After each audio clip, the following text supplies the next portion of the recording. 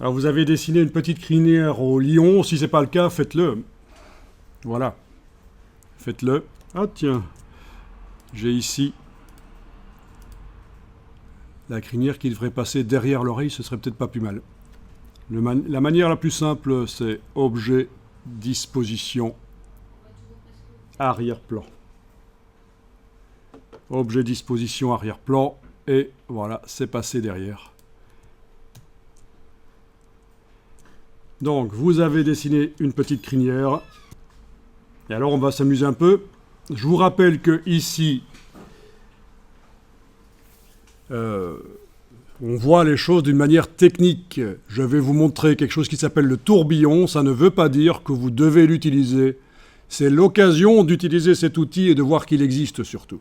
Mais ça ne veut pas dire que c'est la chose à faire, hein, on est d'accord. C'est une étude technique ici du dessin en symétrie de la tête de lion, artistique, un peu délirant. Voilà. Je précise. Alors, avec l'effet tourbillon, qui est derrière l'outil largeur de la palette des outils, on va aller le chercher. Donc en principe, c'était toujours affiché, mais je l'ai enlevé tout à l'heure de l'affichage. Donc je rentre dans l'outil largeur et je vais aller sur la barre ici. Voilà, on a utilisé tout à l'heure l'outil déformation. Maintenant, on va utiliser l'outil tourbillon. Vous posez l'outil le long d'un tracé qui est sélectionné et un tourbillon va se créer. Donc d'abord, il faut que l'outil soit activé. Avec la touche commande du Mac ou contrôle du PC, vous activez un trait, plutôt celui-là à l'extérieur. Voilà, j'appuie et ça fait un tourbillon. Bien. Donc, là je vais peut-être annuler, parce que je vais aller le régler. Et donc, comment le régler? L'outil tourbillon. Double-cliquez sur l'icône de cet outil pour faire apparaître ces réglages et modifier en largeur et en hauteur le diamètre du pinceau, afin que le rayon d'action de l'outil soit adapté au résultat visuel que vous souhaitez obtenir. Donc clairement, là, chez moi, c'était un peu trop grand, je trouve, peut-être. J'annule. Je vais donc double-cliquer sur l'outil tourbillon.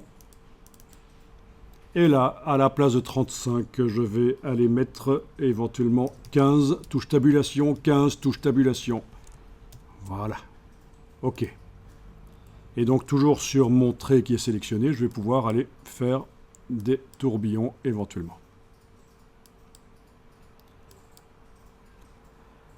Suivant que vous restez plus ou moins longtemps appuyé, ça fait un résultat plus ou moins différent, évidemment. Et alors, c'est également dans cette boîte de réglage que vous trouvez le curseur vitesse du tourbillon. Une valeur positive crée un tourbillon dans le sens inverse des aiguilles d'une montre, tandis qu'une valeur négative crée un tourbillon dans le sens des aiguilles d'une montre. Donc vous avez vu, le tourbillon ici, il a été créé dans le sens des aiguilles d'une montre ou dans le sens inverse, à votre avis? Je vous parle de celui-là à gauche, évidemment. Dans le sens inverse, ben oui, il est dans le sens inverse. Donc en principe, si je m'en réfère au texte ici, une valeur positive de vitesse du tourbillon crée un tourbillon dans le sens inverse des aiguilles d'une montre. Donc en principe, la valeur serait positive. Je vais aller vérifier. En double-cliquant donc là sur l'outil tourbillon, on a vitesse du tourbillon. Ben oui, on a une valeur positive, 40 degrés ici. Je vais mettre une valeur négative, à peu près. Hein. N'essayez pas d'avoir tip-top la même chose que moi, j'ai choisi un peu au hasard. OK. Et puis là, quand je teste, je devrais avoir dans le sens des aiguilles d'une montre. En effet, ça marche. J'annule si j'ai appuyé trop vite, trop longtemps, et que ça foire. Voilà. Amusant.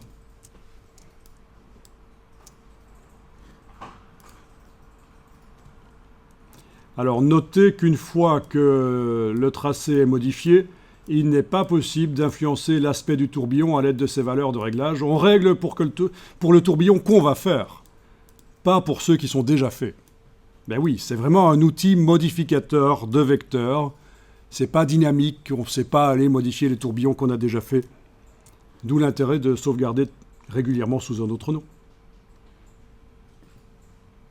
Alors, si vous pensez que le tourbillon se crée trop rapidement quand vous posez l'outil le long d'un tracé, passez de l'intensité 50 à, par exemple, 10. Donc chez moi, ce n'était pas trop le cas, mais quand même, c'était rapide.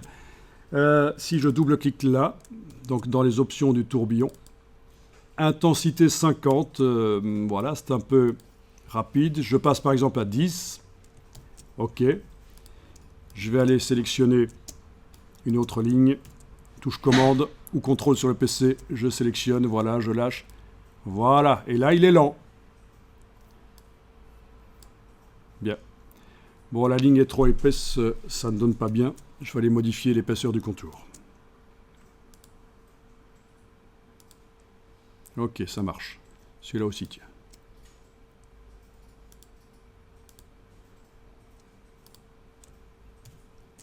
Voilà. Le tourbillon. Utilisez l'outil plan de travail pour agrandir le blanc, entre guillemets, derrière, puis repasser à l'outil flèche noire pour quitter l'édition du plan de travail. Donc, déjà, là, je vais quitter la modification de la symétrie avec le fil d'Ariane au-dessus. Voilà. Ensuite, je zoome en arrière et je vais donc activer l'outil plan de travail qui n'est qu'une référence. Ce n'est pas nécessairement le format final sur lequel je vais utiliser cette illustration. Alors, si j'enfonce la touche Alt, c'est comme partout chez Adobe, ça agrandit dans tous les sens. Si j'enfonce en plus de la touche Alt, donc la touche Option, si j'enfonce en plus de la touche Option la touche Shift, ça reste proportionné. Voilà, c'est toujours bon à savoir. Et alors l'image là, je vais aller la mettre sur le côté. Elle ne me sert plus. Pourquoi est-ce qu'on agrandit? Parce qu'on va multiplier les crinières et multiplier les traits en fait. Voilà. Bon, quand je disais que l'image ne me sert plus, je vais quand même m'en servir un peu, quoiqu'il y a quand même un peu... C'est un jeune lion, il n'a pas une grosse crinière, je pense. Hein.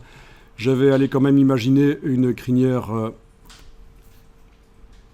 un peu plus grande. Ah oui, ben je vais aller faire des tourbillons sur le dessus aussi, voilà. Il va falloir que j'arrive à sélectionner, et pour ça, il faut que je sois dans l'édition de...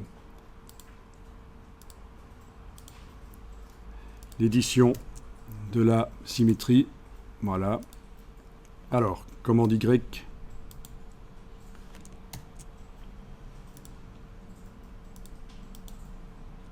Voilà, isoler la répétition sélectionnée. J'ai eu un peu de mal pour arriver à faire apparaître par clic droit ceci. J'aurais peut-être dû aller auparavant dans la palette des calques avec la petite cible, sélectionner le mot répétition. Enfin, la cible du mot répétition. Voilà. Commande Y. Voilà. Et donc on a ça, on a la transformation manuelle et possibilité donc d'aller tourner comme on veut. Ok. Je vais m'amuser un peu avec l'outil tourbillon aussi, tant qu'à faire. Ah oui, on ne voit pas que c'est sélectionné parce que les vecteurs du calque sont orangés et la ligne est orangée. Mais c'est réellement sélectionné.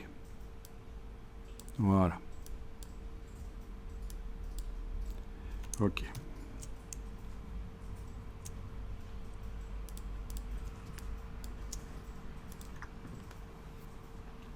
Donc si vous n'avez pas la crinière, il va falloir la dessiner.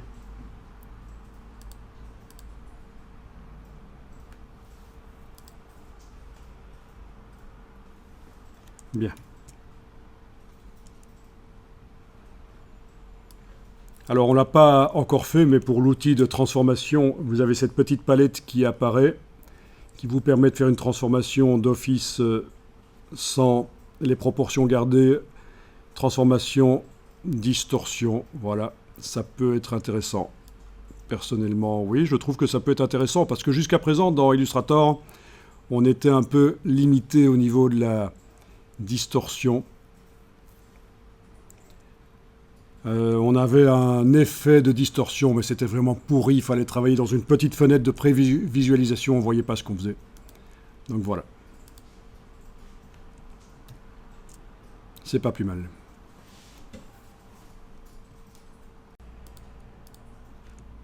Bon. Je voudrais que tout ça soit sur une courbe. Bon, il y a sans doute plusieurs possibilités de le faire. Hein. Vous en voyez une? Voilà, je voulais utiliser objet distorsion de l'enveloppe, mais et créer d'après un filet, c'est ça. Mais apparemment, non, il est là, mais visiblement, peut-être parce que c'est dans, on est dans une symétrie miroir, il veut peut-être pas le faire. Je vais juste tester. Par contre, l'autre idée que tu as donnée, la déformation par marionnette, pourrait peut-être marcher. Je vais juste, par curiosité, copier-coller ce truc dans un nouveau fichier. Objet distorsion de l'enveloppe. Et là, ça marche. Oui, c'est ça, en effet. Parce qu'on était dans la symétrie, on n'arrivait pas à utiliser ce que je voulais utiliser, créer d'après un filet. Voilà. Une fois que vous avez ça, c'est un peu comme d'habitude dans la barre contrôle. Vous avez la possibilité de travailler sur l'objet ou sur la déformation par filet. Et là, on va pouvoir, avec la flèche blanche, aller bouger. Voilà. On peut même sélectionner plusieurs points. Voilà, ça c'est la déformation par filet que j'ai essayé d'utiliser dans l'autre fichier qui est là, pendant que j'étais en répétition miroir. Mais alors, la marionnette, est-ce qu'elle marche? Vous avez testé? Ok, mais ah oui, mais tester dans une répétition miroir la marionnette, ça c'est pas évident. Alors, elle est là, derrière l'outil de transformation, déformation de la marionnette. Ouais, ça marche, apparemment. Je vais aller mettre un point là, bouger celui-là. Voilà. Ah ben ça c'est bien qu'elle fonctionne. Figurez-vous, je m'attendais vraiment à ce qu'elle ne fonctionne pas, vu qu'on était en déformation. En miroir. Bien. Donc la déformation par marionnette, elle est derrière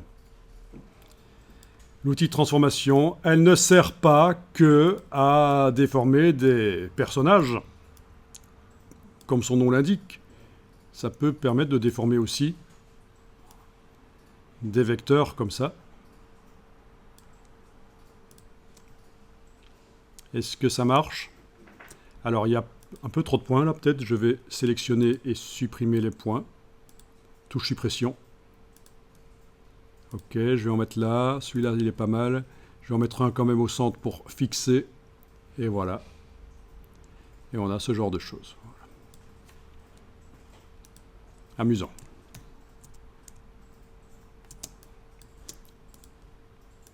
Je vais enregistrer.